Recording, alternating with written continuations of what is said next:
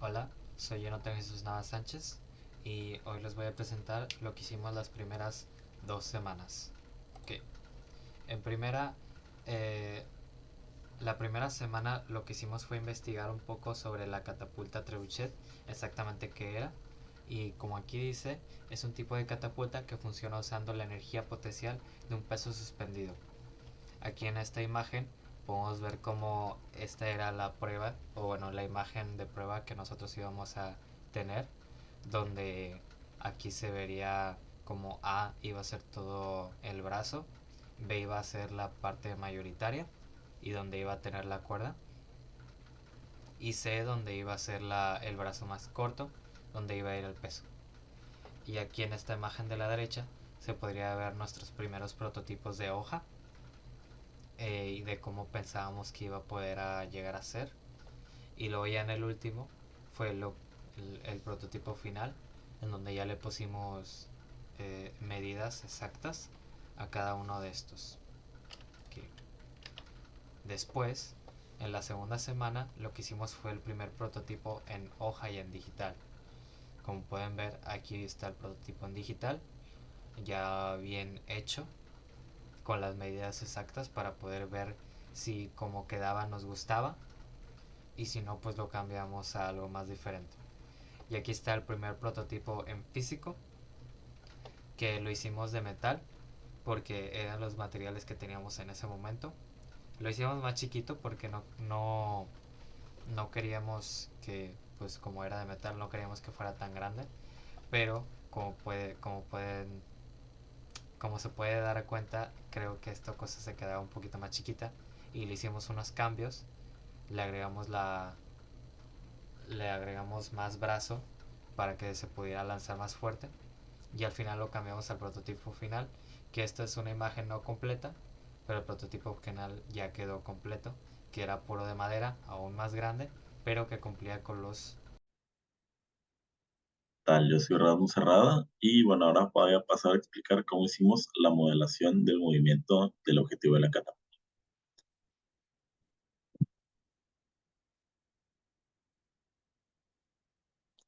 Bueno, después de que ya tuvimos construida la catapulta, pasamos a hacer varios tiros de prueba a los diferentes objetivos que había que alcanzar, a 3, 5 y 8 metros.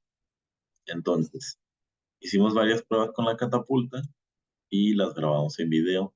Después utilizamos el programa Tracker para aquí ir capturando la trayectoria del objeto. Aquí, como se puede ver, tenemos la catapulta, se lanzó el objetivo y bueno, pusimos aquí una barra de referencia de 1 metro y pusimos nuestro eje de coordenadas justo en el momento en donde la pelota sale de la catapulta.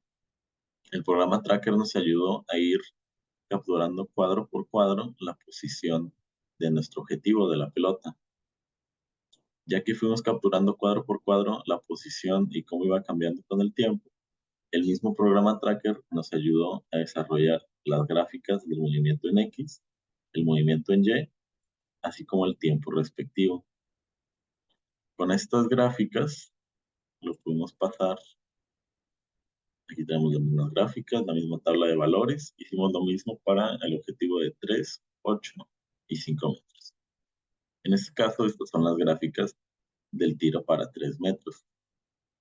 Entonces, con estas gráficas y con estos valores de X y Y sobre el tiempo, lo pasamos a Excel.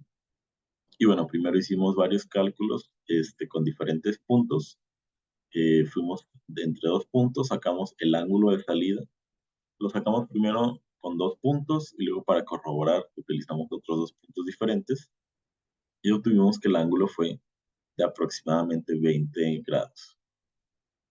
Luego con los mismos 2 puntos, calculamos la velocidad inicial de disparo. Igual se corroboró con diferentes puntos para obtener la velocidad más acercada a la realidad. Luego obtuvimos las componentes de la velocidad en X y en Y. Y bueno, el programa Excel maneja ángulos en radianes, entonces convertimos el ángulo de grados a radianes.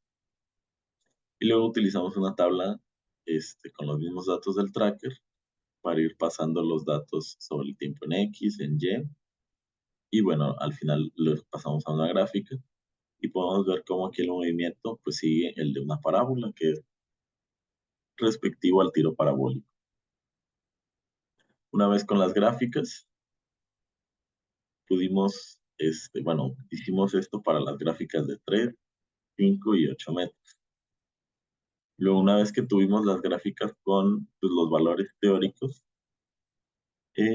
pasamos a MATLAB e hicimos un programa donde con el método de Euler graficamos e hicimos un modelo, pero contemplando la fuerza y el movimiento, considerando la resistencia del aire.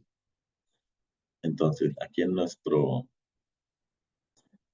programa utilizamos diferentes constantes para el valor de K y bueno, ese valor de K se multiplica por la fuerza, considerando las velocidades y los ángulos para calcular la fuerza de la resistencia del aire.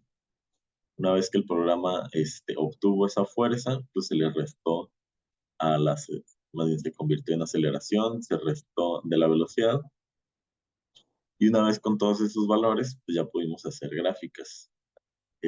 Tuvimos las gráficas nos resultaron un tanto diferentes a como lo habíamos calculado sin la resistencia del aire. Entonces aquí fue nuestra primera gráfica sin considerar la resistencia del aire. Y estas son las gráficas del movimiento que obtuvimos con los diferentes valores de la constante de resistencia del aire. Y bueno, estos fueron los valores que obtuvimos.